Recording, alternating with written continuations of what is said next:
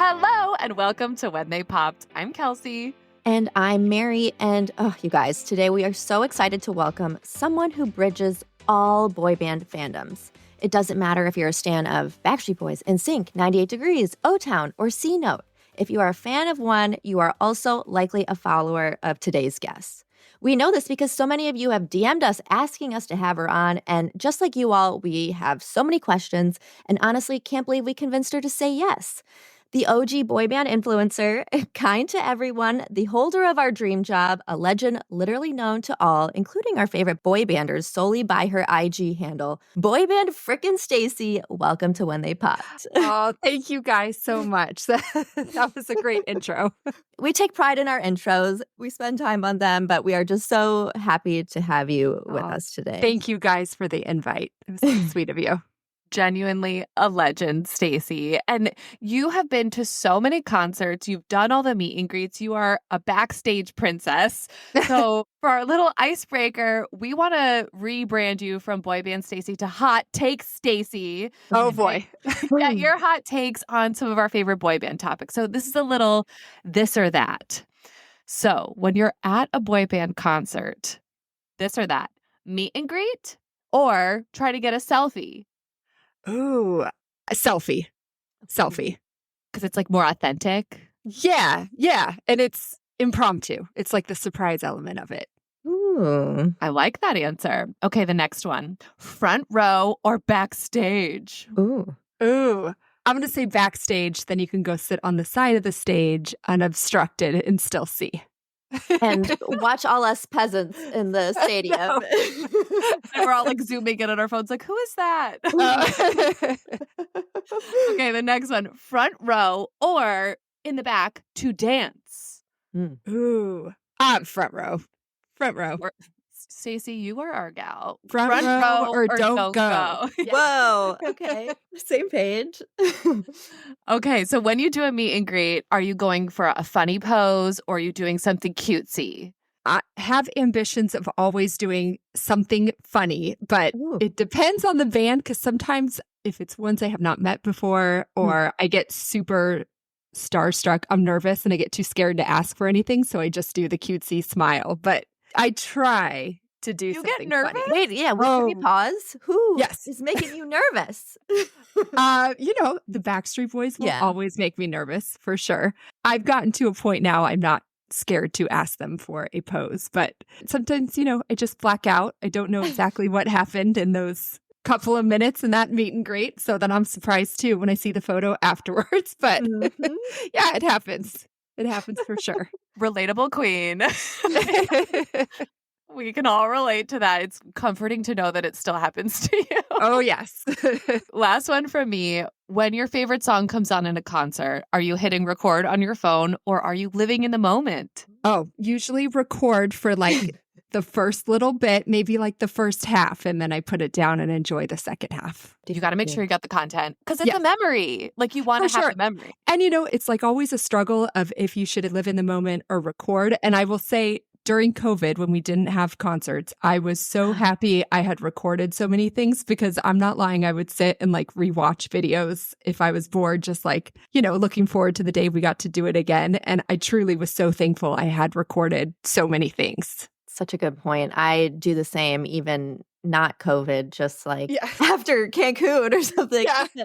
So totally get that same page. Okay, a couple from me. We're pivoting from Stacy's hot takes to some of Stacy's faves. Tell us your best boy band ballad. What is your favorite? Oh, my best boy band ballad. Or Gosh. one of your faves. I'm like, I'll Never Break Your Heart is coming up. That's standing out to me. I always default to Backstreet Boys. It's hard for me not to. I will say for The Girl Who Has Everything, the NSYNC song, that's an amazing one. Love that one. Two good ones. We got some love for Backstreet Boys and NSYNC. Very diplomatic. Very diplomatic. What about best boy band like bop? I'm talking like dirty pop, like you're moving and grooving. Oh man, yes, so many. I mean, pop makes me ill. I think I'll default to NSYNC with things like that. Ooh. I love New Kids Tonight, Step by Step, like all those classics. Those are great ones. Yeah, there's so many. It's like picking a favorite child. I don't know. They're all bops. That's why we love them. There's not a shortage of bops with our boy banders. For sure. Great answers. How about your favorite boy band concert you've attended? Is there one that sticks out? Yes, I would say that Into the Millennium tour, Backstreet Boys, what was that, like 99, 2000, that one. And I freaking loved the New Kids on the Block package tour, the one they had with 98 Degrees, Boys to Men. And then it was like you had to be there right on time because every single opener with Boys to Men and 98 Degrees being the ones that started off the show, it was just amazing. That was probably my favorite of their tours. Ooh, so you like the format of combining different boy bands? Oh, I love the boy band mashup. And then that just, best concert ever too was the after party shows that they did in Vegas where it was Nick, Wanye. Did you guys go to those? Did you? I didn't, but I watched enviously. Those were amazing. And just a quick funny story. One of my good friends from college was the producer of that show. And I saw that he was producing the show. I went to school in Las Vegas, so he does a lot of shows there. So I saw he was producing it and we keep in touch, but we hadn't spoken regularly in a number of years. I hit him up. I was like, Adam, I'm cashing in on this lifelong favor. You have something with the Backstreet Boys in it. Can I please get tickets for this? And he was so sweet, set me up with the full deal. So yeah, it was really cool. And that show to have Joey and Wanye and Nick, like it's just a dream to have all of them doing each other's songs and together. And it's like boy band heaven.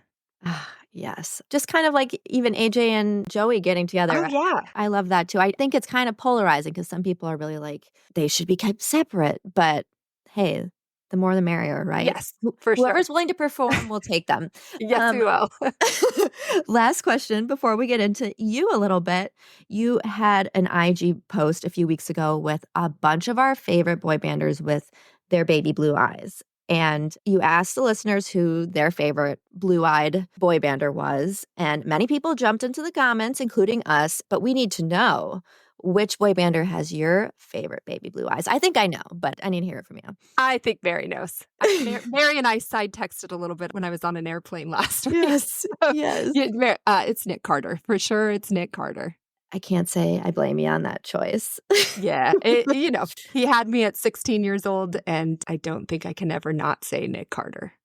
Well, welcome another Nick girly to the pod. Amazing. Thank we you. love to have you. Thank you.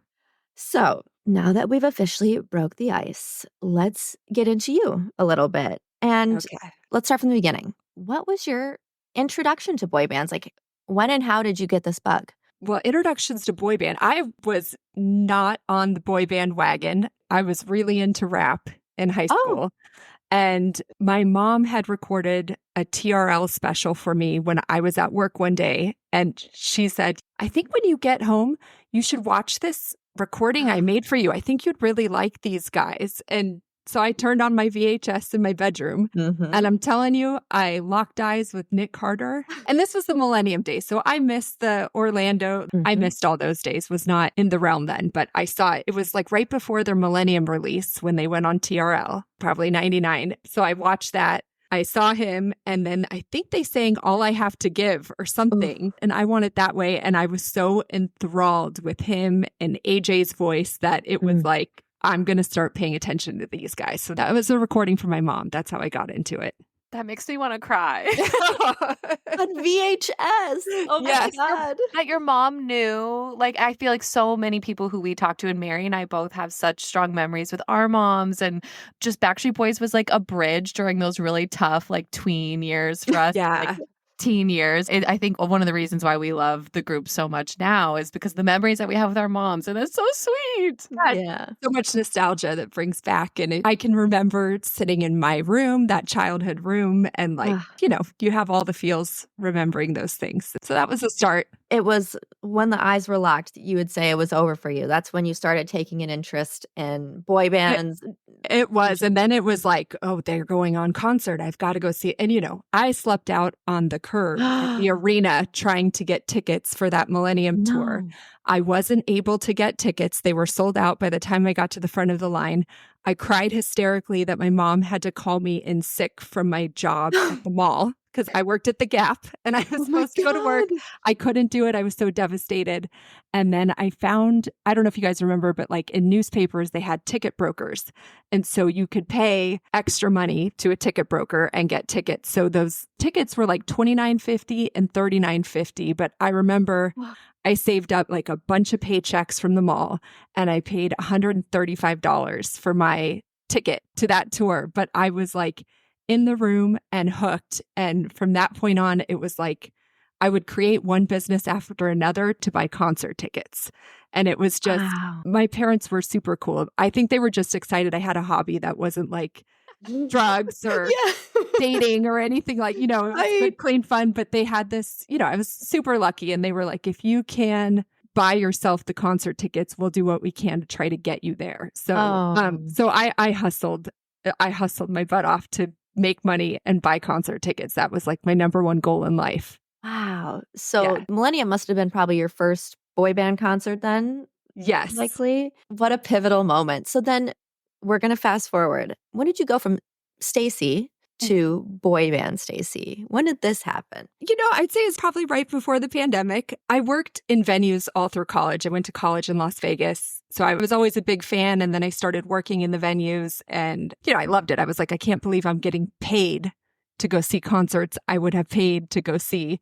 Right. So that was a lot of fun. And then I just I've always just been around it. And I think it got to the point where I was posting it so much on my personal social media that I think people were like, what the heck is going on? So I had a really good friend named Julia, she still is a really good friend named Julia, who started a social media page for country music. And she kept saying, you could do this for boy bands. So I was like, you know what? That would probably be less annoying for my friends and family if I just created a separate avenue for that. And so I just started doing it and then it kind of took a life of its own. And, we had a lot of free time on our hands during the pandemic. So the timing of it worked out. That's so funny. I feel like there's so many moments where I'll get DMs like another Backstreet Boys concert, from friends or like random Instagram's followers. But we all know if you're in the fandoms and you're going a lot, you always like when people say that, you're like, wait, you have no idea. There's some that have seen this same tour 39 times, Right? like I've only seen it like 7, Yeah, and like, then it becomes like, no, I don't even see it that much. I'm not a crazy fan. Yeah. What else? Yeah. only my third show this year. Yeah. Like, come Yeah. on. We find ways to downplay it for sure. Yes. So you established yourself as Boyband Stacy. You have quite a following on Instagram, and you're kind of living a boy band stand's dream working as C Note's quote unquote wrangler, as per your IG, aka tour manager, correct? Yes. Yes. And so you said you were in venues. You previously worked in venues. So was this kind of a pivot to managing? Definitely. Yes. It was a total pivot. Not that it wasn't something I was always interested in, but I just didn't have any real experience other than being around it. So they trusted me for whatever reason and took me in. And it's really just the 4 guys and me. Yeah. So we don't have a team of people behind us. They used to have a huge team behind them in the Lou Pearlman days. It was a huge machine. So the Wrangler came from just doing whatever needs to be done in that group. It's different from show to show or content or booking shows. It's a little bit of everything. And did you kind of pitch yourself for this position? Because we have a lot of listeners. We're going to go through some questions in a little bit, but they're like, how do you get a job like that? That was kind of just a chance meeting. I went to a Pop 2000 show in Orlando, and somebody that used to work for Transcon, Melissa, was there with one of the C Note members, David, and I had never met either one of them. And she went over to David, was like, you need to meet Boyband Stacy. And he said, who's that? And then she introduced me and said, this is David from C Note. And I was like, C Note, who's that? And so we met each other. And then sometime last year, I got asked to do a boy band panel at a convention. And so we were Instagram friends. So I messaged him and said, would you be interested in doing a video for this panel? And we kind of just started talking about boy bands and the resurgence and all that stuff. And he was like, would you be down to put your manager hat on and do this with us? And I half jokingly is like, I'm not qualified, but sure, I'll do that. And I met all the other guys and we just started talking and it just happened. Stacy, it's like poetic that it started in Orlando. Like all of our favorite boy bands started in Orlando. Exactly. Yeah. It's like the boy band mecca. Yeah. There's some Orlando magic happening, and I'm so glad that you got a part of it. That is so cool. Yeah. So I know you said you're basically wearing many hats in this role, but what does a day in the life of this job look like for you? With C-Note, it's different than Boyband Stacy. So it's usually, I'm the point person for between the artist and the venue or the promoter, the VIP company. So it's a lot of just correspondence, making sure the guys are very hands-on themselves, but it's just making sure we're getting to places on time and organizing the logistics of like, this is how the day is going to go, what our schedule is like, and then closing it out, settling a show and making sure everybody's all good and getting home to where they're supposed to be. And they're long days, but they go by really, really fast and they're always different. So that's exciting. And then are you juggling Boyband Stacy work like on a same day that you'll be doing a show with C-Note or something? No. There's too much going on for this. So yeah, usually it's one or the other. So when I'm with C-Note, there really is no Boyband Stacy stuff happening. Yeah, it's usually pretty full. Well then, so what's a Boyband Stacy day like? Every day is different. So it just depends. Like the Pop 2000 tour has been so gracious, taking a chance on me and letting me have access to things like for content wise. So sometimes like the BB Mac guys started out last year on Pop 2000. So I've gotten to do a couple of in studio like content with them. I have a good friend in Ohio, Kristen, and she has arranged to have them and Chris and some of the other guys in studio on the Ohio morning news show. So those days are really fun because we start early. It's, like a morning 8:30, 9 o'clock news. So we'll start there at the station, get content of the guys doing some promo for the show. And then usually, load-ins like around 2. And it's usually just doing a bunch of content, getting the guys together to do some viral videos that I can post for their accounts or my account, and then meet and greet and show. And then Pop 2000 show is a little bit later because they do post-show selfies. It's pretty cool that like you can watch the show, and if you love it, how could you not, you can go afterwards and take a selfie with whichever artist. I think all the artists on that tour do post-show selfies. You can go in thinking, I love these guys, but then you can leave with a picture with them if you really connect, which most do. So I think that's a really cool offering that tour does. Well, we're actually going to our first Pop 2000s tour in Connecticut. Any chance you are going as well? Oh, nice. I don't know. I'll have to, what date is that one? Is that in the fall? It's late October. Okay. Late October. Halloween. I'm glad I convinced. Do you want to do a group costume with us, Stacy? Oh my gosh. If I can commit to that, I sure will. Because I listened to your guys' podcast before I came on, and you guys had 2 Pop 2000 artists. You had Trevor and Ryan, right? Yeah. Yeah, they were great on it. So yeah, we'll be in touch. If I could swing that one, that would be a lot of fun. There. Yeah, that would be Mary fun. to do a funny costume. I want to do I don't want to say a slutty costume, but I want to do like a Liquid Dreams girl or something. Oh my gosh. Kelsey wants to do something I want to be creative the and hamster that an O-Town fan gave them and had to live at a radio station. Oh my gosh.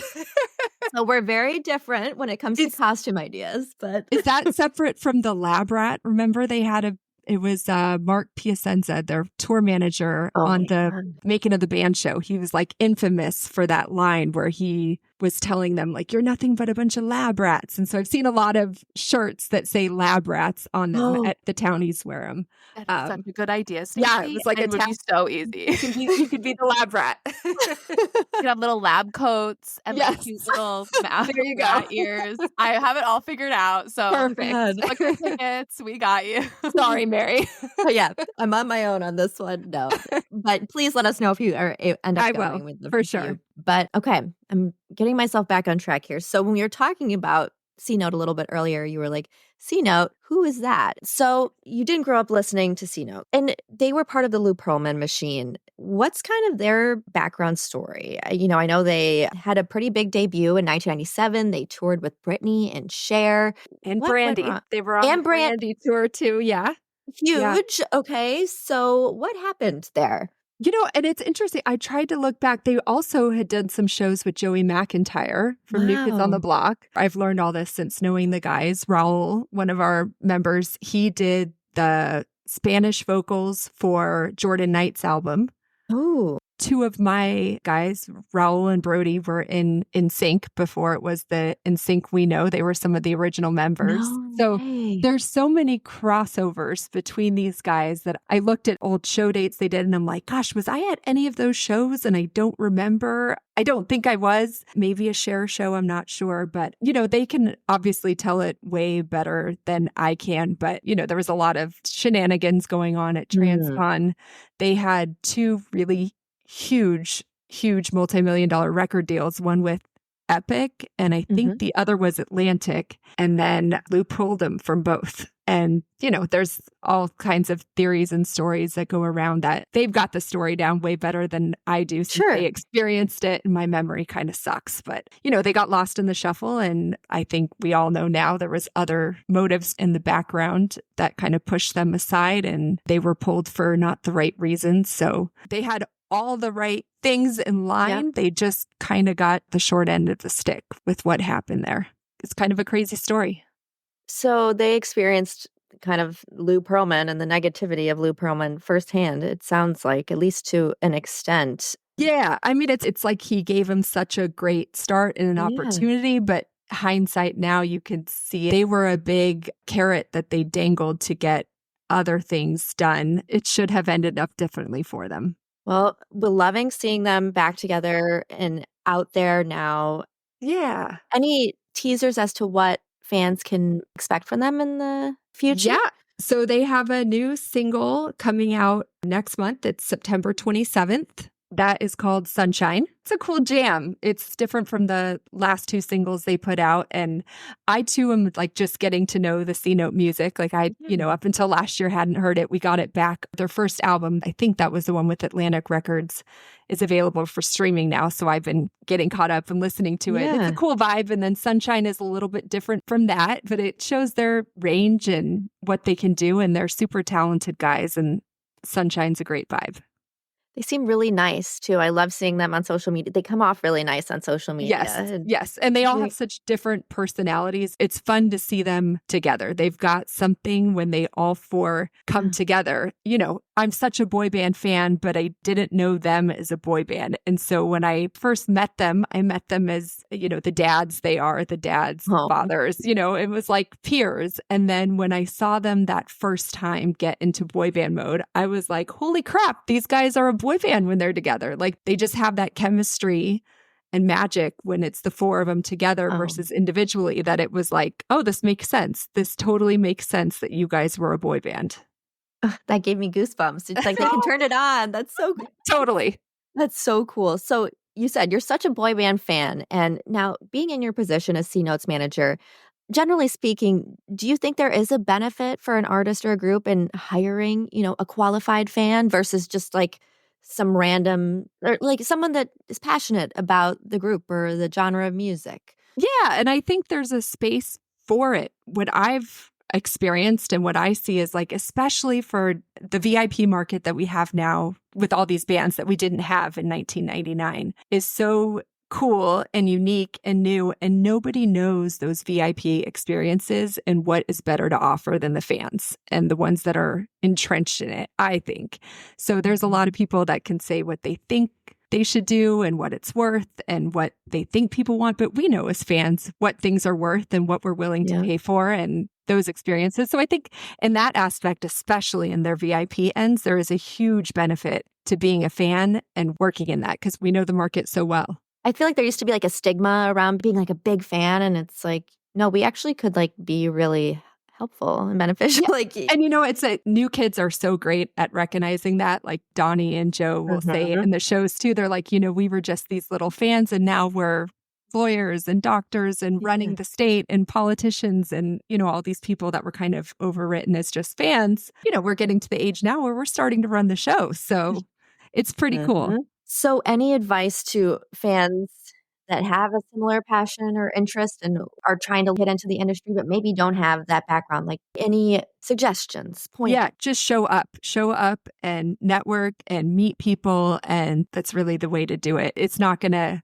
come to you sitting at your house. You've got to show up and go to these events, just be around it and meet people and talk to people and get advice. And I've had a lot of really nice friends in the industry that I can go to and ask for advice. And, you have to ask and you have to find people you trust and ask for help and guidance. So that would be my recommendation, is just getting out there and meeting people and networking.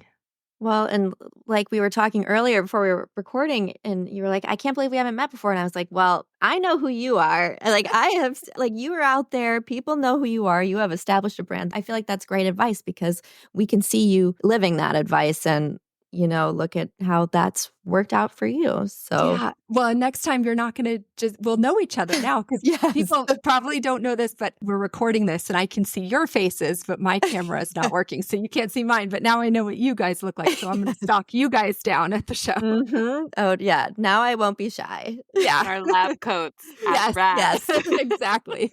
Oh, God. Kelsey's keeping our Halloween costume over there. But okay, so we talked about Boyband Stacy, the brand, a little bit, but are you like the original boy band influencer? Like, was that a thing before you existed? Not that I know of. So I don't know so either. And, it was like kind of tongue in cheek, but I saw all these quote unquote influencers and I'm like, when you get to a certain amount of followers, they hit you up to do like the gummy bear vitamins and like, selling these things on your page. And I'm like, but I'm not like a beauty influencer. I'm not like a fashion one. I'm like, I'm a boy band influencer. So unless you got like a boy band to sell, Tickets. a boy band, like I don't feel like that's really authentic to me. So as one of the OG, if not only, boy band influencers out there, have you had some like really cool or fun opportunities? Not the gummies, or pajamas or whatever they're pitching, but as a boy band influencer, just through that brand? Yeah, amazing. Like one of my really good friends, Josh, did the nail polish line with AJ, Ava Dean. So I got to do some pretty cool events with that. I've had Please and Thank You reach out to do some VIP experiences and post about them. Same thing with Day One's VIP. It kind of mixes with Boyband Stacy and the C-Note stuff, but I've had some really are we allowed to cuss on this show?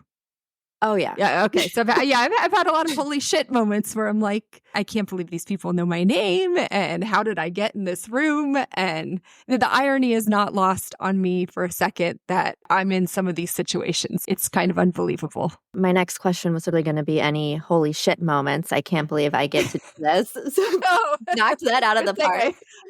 But anything that surprised you, like just any memory or moment or...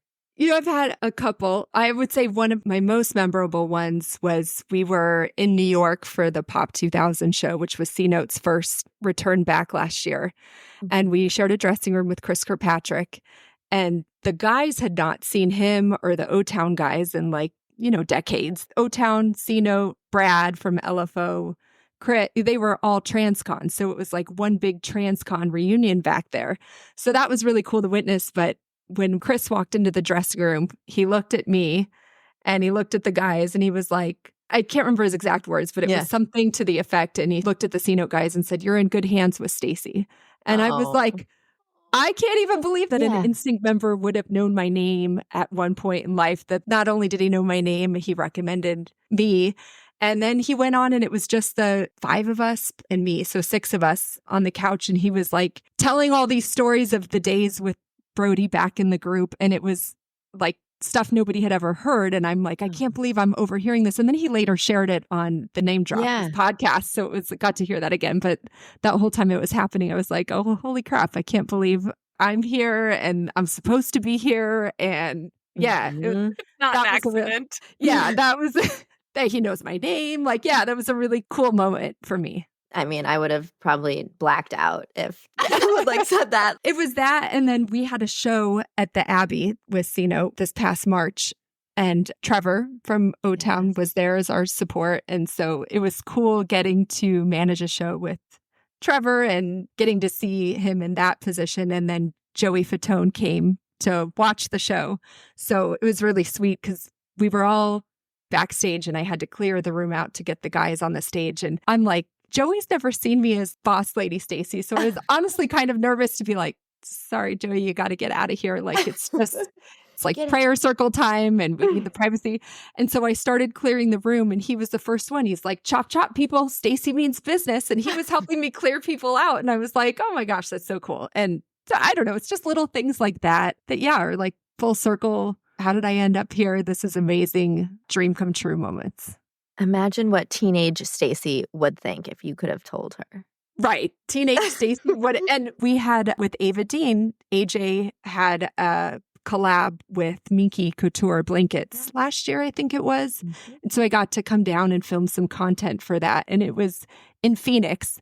And it was literally a mile away from my high school. And I told AJ, I'm like, I would have never guessed in high school that I would have been here with the Backstreet Boy a mile away that would know my name. Like those are the kinds of things that, it's not lost on me. It probably doesn't get old either. I feel It like doesn't. it would never get It really doesn't. Now, you seem to have a very special connection with Donnie Wahlberg from New Kids. Can you tell us about your friendship? How did you guys become so close? Oh, well, friendship would be aspirational for me, but he's just so kind and he's so generous. And he is that way with all the blockheads. But I'll say, I've been around New Kids for a while and I had some friends on the tour. So I would see Donnie in passing and we'd, make eye contact and say hello. And he's just such a friendly, down-to-earth guy. And he opened Wahlburgers in St. Charles during the COVID time. So I flew out there and I was excited to get to go do an event. Yeah. And I had just started Boyband Stacy page and he's so active on socials. It's hard to find somebody he doesn't recognize.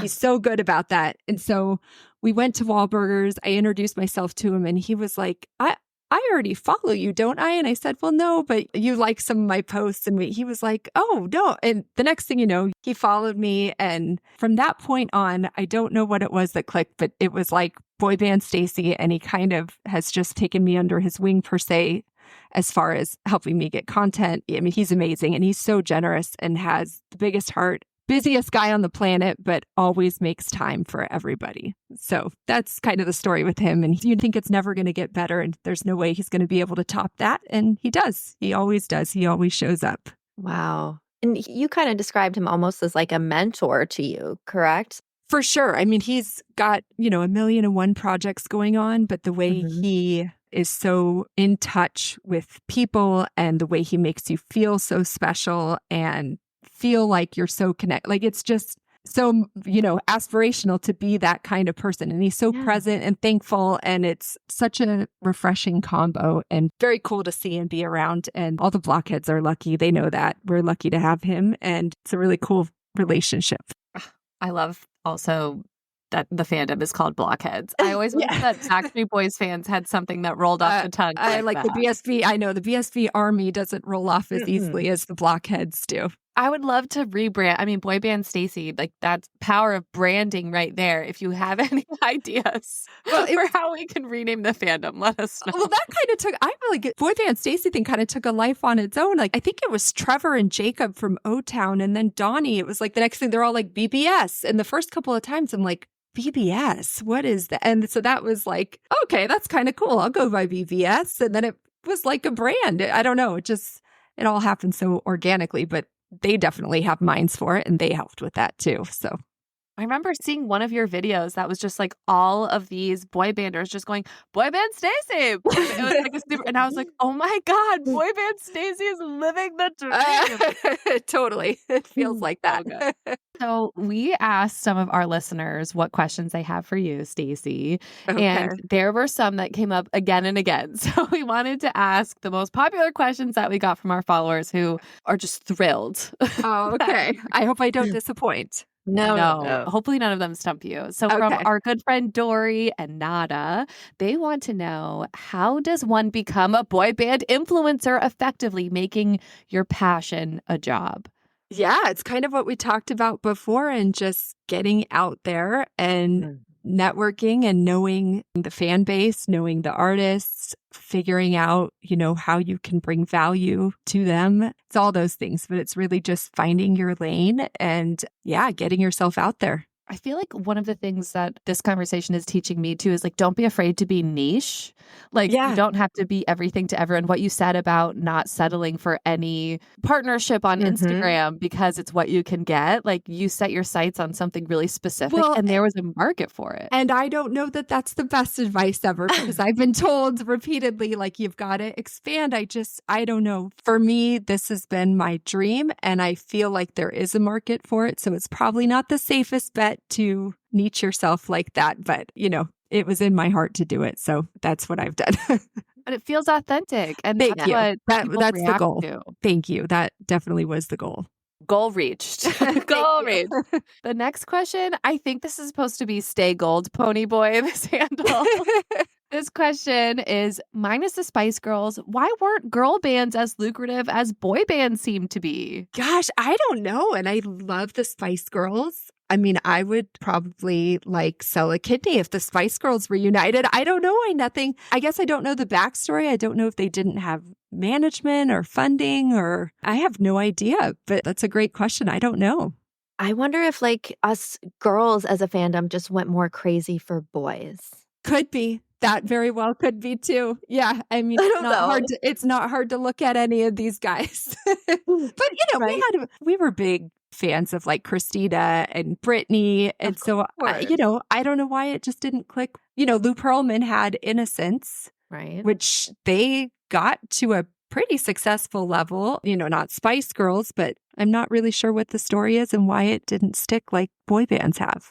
We're really hoping for a Pussycat Dolls reunion on Yes. our side. We want for them a girl band, right? Definitely. And there's a story for you. One of the Pussycat Doll members, I went to high school with her and she was on the pom line. I was on the cheer line. So I grew up with her, knew her. So she started off, she was a backup dancer for Aaron Carter. And I lost my shit when I saw her. I was like, oh my God, she's with the Carter. She's working with the Carter. And she was doing that. And the next thing you know, I think it was their music video was it Snoop Dogg? Wait, which one is she? Ashley Roberts. She's from Phoenix. She's the blonde one. The blonde, Ashley Nicole Carmi, that one, the blonde. Yeah. She was same graduating class. And at one point I was freaking out because I read a TMZ article that she was rumored to be dating or at a club with Leonardo DiCaprio. And I was like, what? Ashley. Anyway, total sidebar, non-relevant story, but that was my connection to the Pussycat Dolls. Stacey. But I would love a Pussycat Dolls reunion too. They were phenomenal. The next question came from a number of our followers, and they all asked a version of what are your top 3 favorite boy bands, if you can even. Oh, well, Backstreet and New Kids are in the top of the boy bands. And then probably, then I can't choose. It's hard to say NSYNC because we don't have an NSYNC reunion right now at the moment. So I can't say NSYNC is up there as a definitive number 3, but I would say they're tied with 98 and O-Town and BB Mac. And it's hard. It's like picking a favorite child at that point. But Backstreet and New Kids obviously are my top tier favorites. So speaking of NSYNC, that's a really good segue. We feel like there's just been such a recent uptick in energy and excitement around boy bands, like the NSYNC reunion and their song that came out with the Trolls movie, 98 Degrees on tour. Obviously, Pop 2000s has been a thing for a number of years, but it just seems like mainstream media and everyone else is also as into the boy bands. Lately, any guesses as to why you feel like 2024 has been the year of boy band reunions? I think a lot of it is the timing of it. So many of these things were so big in 1999, 2000. So I think everybody's approaching their 25th year anniversary of something big. And then, social media. What's surprising to me is I'll post something and it's even with New Kids, they're back together. And I'm they've been back together for 16 years, longer than they were together the first time around, I think. Same thing with O-Town.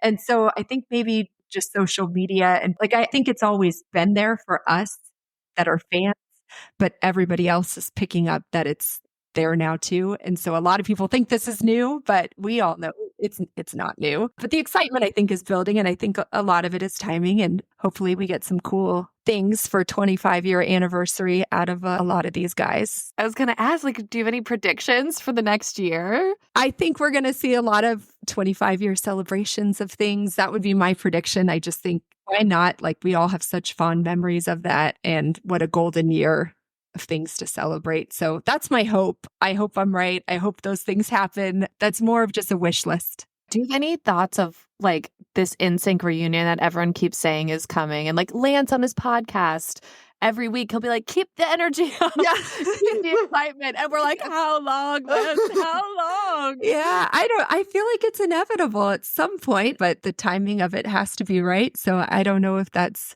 25 years, if that's 30 years, if that's 26 years, because they're in sync and they can do 26 years. It doesn't have to be 25. So yeah, I mean, I hope we get to see that. That would be bucket list for a lot of us. It's like Backstreet Boys having their 30th celebration on their 31st year. Yes, exactly. Well, and like how cool. I know so many people have talked about it, but it's like such a dream where it's like, what kind of, like, you know, a Woodstock, but for boy bands where you had them all together and it was a big stadium. I mean, Jeff Timmons from 98 Degrees has talked about that for years. And I hope at some point the boy band gods line up and it works out that we can get, you know, all of them together and it's a huge festival. I think that would be amazing. I feel like it would be a Hunger Games. Yeah. Get in the door. Would be. It totally would be.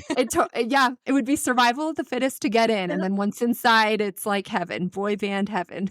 You can survive, you can form your alliances and get in, and then you're golden. Exactly. Stacey, I feel like you would have to be the MC for that. Like you would you would need to be like our honorary chair. Can we manifest that? Then I don't have to stress about the ticket buying, because that ticket buying is going to be a whole feat in itself if this ever happens. I'm so hoping the Swifties will like figure out the Ticketmaster of it all for us. Yeah. And then it'll be smooth sailing for us. We'll let them be the guinea pigs of it. Yes. And Thank you, Swifties, for your service. Yes. So one example of like a huge like resurgence, aside from the NSYNC of it all, like Bye Bye Bye was just in the Deadpool movie and everyone's talking about it. On Spotify, they updated the name of Bye Bye Bye to say from Deadpool in parentheses. Like, what do you make of that stuff when people are discovering these songs anew and attributing it to like these news sources? Are you like, get off my lawn, like I've been singing this, or are you just happy or like welcome? I was kind of ignorant to that fact. I'm not a movie person at all. So I was like, what's Deadpool? And then I'm not into comic. So like, I'm not into any of that. So I was kind of clueless to it. But, if it's a whole new generation listening to stuff that we already know is amazing, then, why not? It's obviously music that stood the test of time and it's more than just a phase. And so, yeah, I think it's cool. It is so more than just a phase. It's a lifestyle. Yeah. So speaking of this boy band Woodstock, let's say this came to fruition. Is there one concert, a boy band concert, that you regret not going to, that you're like, this would be my moment to see? Oh my gosh. You guys were in Cancun for BSB, right? So we got lucky to see a lot of those songs. But after I became a Backstreet fan, I watched that Live from Orlando VHS they did so many times. So like that solo with Kevin doing Nobody But You, and then Howie doing My Heart Beats For You, and then AJ and Hey Mr. DJ, and getting to see them do those songs like almost was as good as I regret that I didn't get to see that. I also regret, for some crazy reason, when New Kids and Backstreet did their tour. Yes. I don't know what I was doing at that point in my life, but I could only figure out going to one show.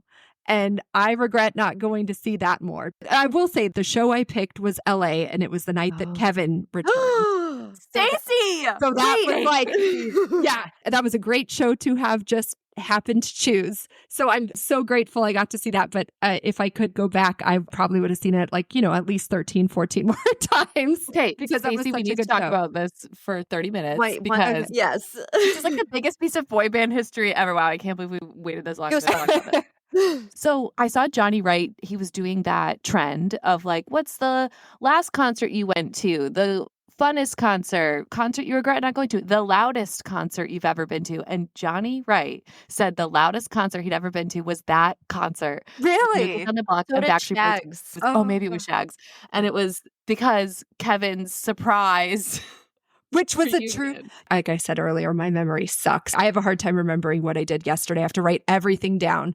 But from recent memory, I was at JT's Will Turn show back in March when NSYNC came out and surprised. That was probably the loudest I think I've ever heard that I can remember a crowd getting was when that curtain dropped and it wasn't just Justin anymore. It was like I have chills thinking it was all the guys standing there. It was amazing. And that place was so loud. That was such a cool moment.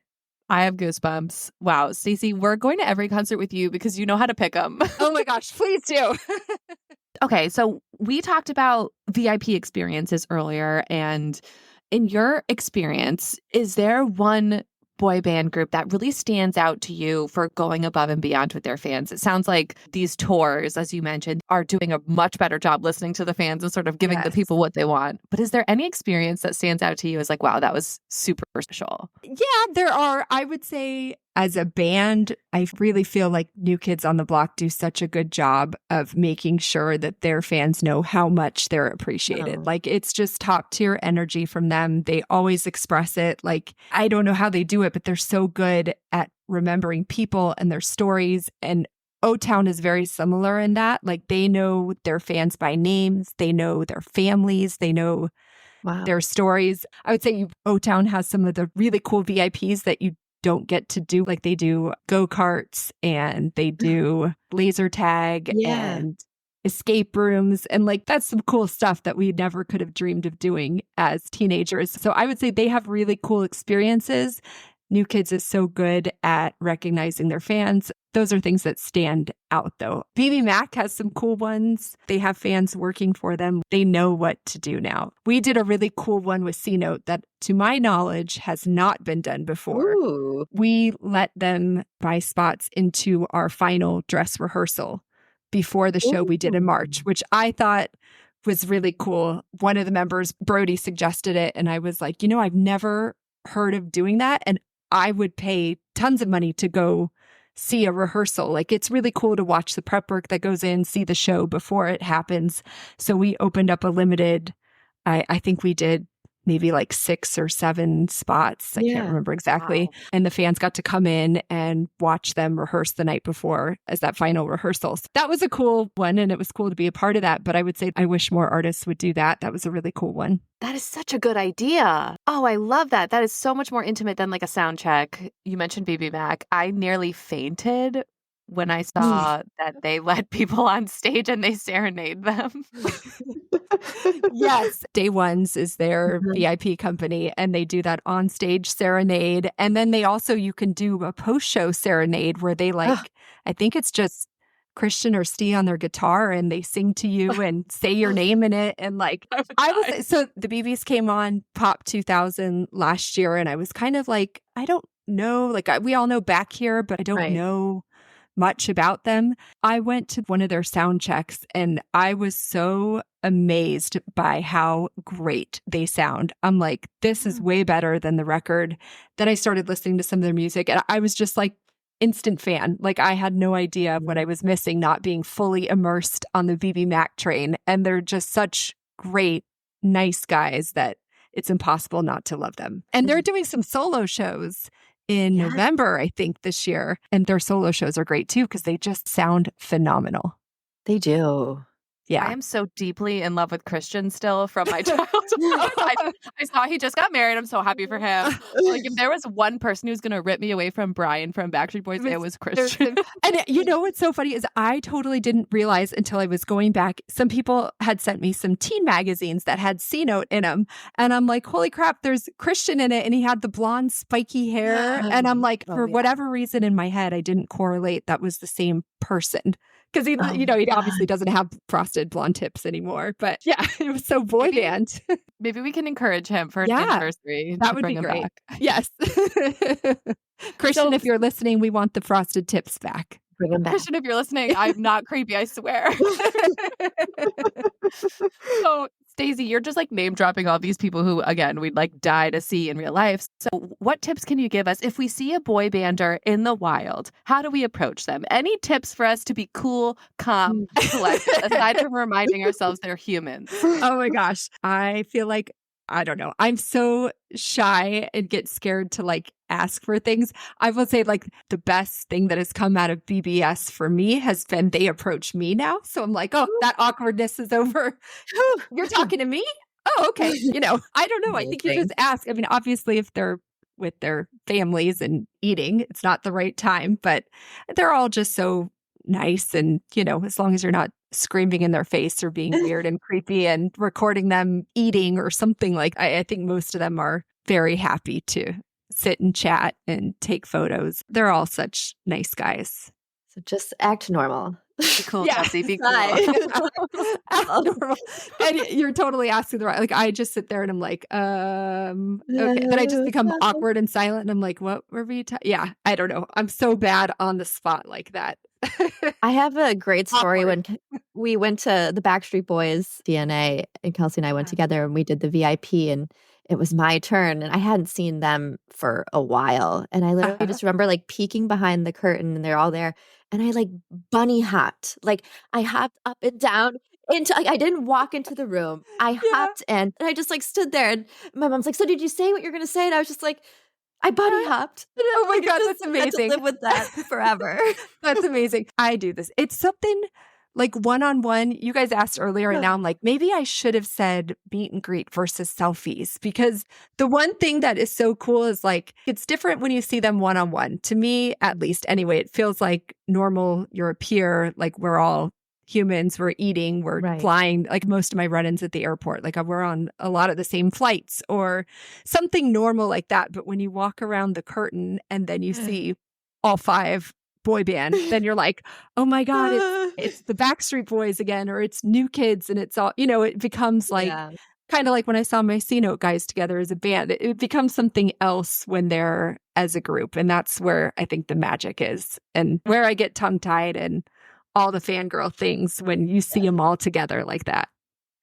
So well put. You get it. You're a girl's girl. You understand. So thank you for not making us feel crazy. No.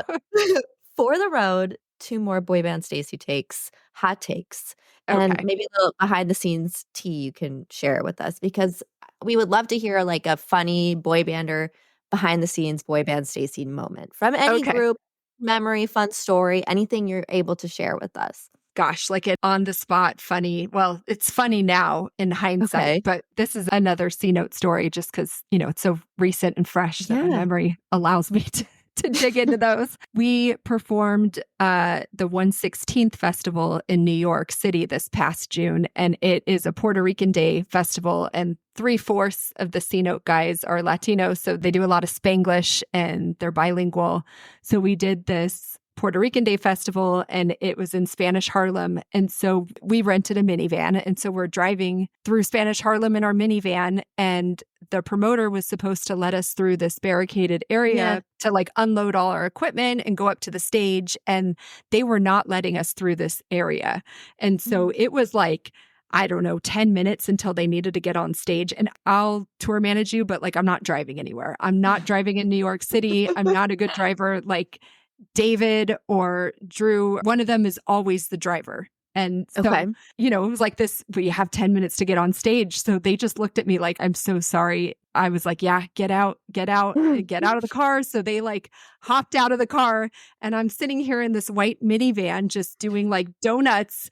And like, I'm like, where am I at? This is the first time I'm ever driving in New York City. And finally, some like poor police officer, I think, just took pity on me, thinking like, this girl is so out of place. And I'm like, I've got equipment and my guys are supposed to, and they let me through this. They let me, they wouldn't let the actual band, but they let me through the barricaded area.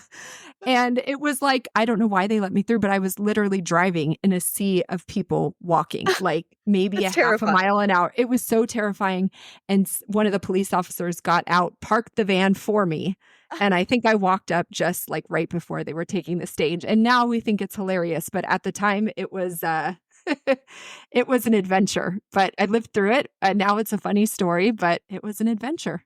Now you're prepared to take the streets of New York by storm. I kind of feel like I can white do it. unmarked van. Yes, a minivan. So I kind of feel like I can do anything now that I drove around at the Puerto Rican Day Festival, which was thousands and thousands and thousands of people in New York City. So yeah, that was a fun one. Oh my God, I would have been sweating. Final question. You were in Cancun. You participated in all the fun that was Cancun. I would love to know what your thoughts were on 30 for 30. Were there any songs that you wish had made this fan selected cut that didn't? There is a really obscure BSB song that was on, I think it was like a Japanese release of one of their albums. It's called Missing You. I don't know. It's like one of those things that most BSB fans so look it up. Yeah. Missing You. It's like one of my favorite songs. So I would have loved that. I don't know that anybody else would have loved it though. People probably would have been like, what's this? And then there's that other it was on a single and it was If You Knew What I Knew. Did you guys hear that one? I think AJ's got a really prominent voice in that one, but I wish that had been in there. I think it was like the B track on the Larger Than Life single. Remember how they used to sell the singles at Best Buy too? So you could buy the album or you could buy the single. And so it was one of those B tracks on the single. Googling all of these right now. Okay. So you were missing some real deep cuts. I was missing. Yeah. And, I think a lot of us were like, they're doing some of like the DNA songs where we're like, we just heard this last night and we've heard it for the last 4 years. But like I died with those like Howie solo and Kevin's one. And they did, was it Time? I think they did Time. Yes. And that was like, oh my God, I can't believe I'm getting to see this actually performed live as an adult woman. Like it was, that show was amazing. Are you a bad boy gal or not really? I'm such a Nick Carter girl, but that song is not one of my faves. I like I Need You Tonight. I'm an I Need You Tonight girl. I love that song. Yeah, I don't know why. I can't get into the If You Want It to Be Good girl. It's just not. I'm more of a Hey Mr. DJ girl, I think. Well, we are also Hey Mr. DJ girls as well, so we can relate. Well, Stacy, we've already gone over our time. Thank you so much for joining us, sharing your stories, your wisdom, just laughing and making us feel seen as boy band stans. And we just really enjoyed getting to speak with you. Thank you guys so much for having me. And I'm just enjoyed getting to know you too as well. So new friends, new concert buddies. Hopefully we can see you at a concert sooner than later, and we're excited to keep following you and your account and all the fun things you have going on. Keep crushing it. Guys. Thank you so much. Thank you so much, Stacy. I feel like we talked to a celebrity. Like, I can't even tell you. Thank you so much for your time. All right. Thanks, guys. Bye, Stacy. Bye. Another incredible guest, Kels. I don't know how we get so fortunate with some of the people that are willing to come and gab with us for an hour. Because of you? Because you're so good at getting them on, Mary. No, I have to slightly bully people. It's because of us. It's because they're too nice to us. I don't know why it is, but whatever it is, we're grateful. Stacy is like really a wonderful storyteller, and her genuine excitement for what she does it's so pure, and it really makes me feel like I hear like an excited 16-year-old like at the core of every story she tells. It's authentic and it's validating because it's like, okay, you can be a fangirl. There isn't stigma around it, even though people try to make it. And as a fan, you can work with your favorite artist. You probably should work with your favorite artist because you have the pulse on what the fans want. Hello. And she reiterated a lot of the great advice that Jade shared with us too. Like, just talk to people, ask for help, like put yourself out there. Squeaky wheel gets the grease. If you don't ask, no one's gonna reach you into your house and get you off the couch and tell you what to do. And that's why I will keep sliding into people's DMs. Nevertheless, she persisted. We love it, Mary. And we love you guys for listening. Thank you so much for submitting your questions. We got so many. I'm sorry. Apologies in advance if we did not get to the one you wanted us to ask.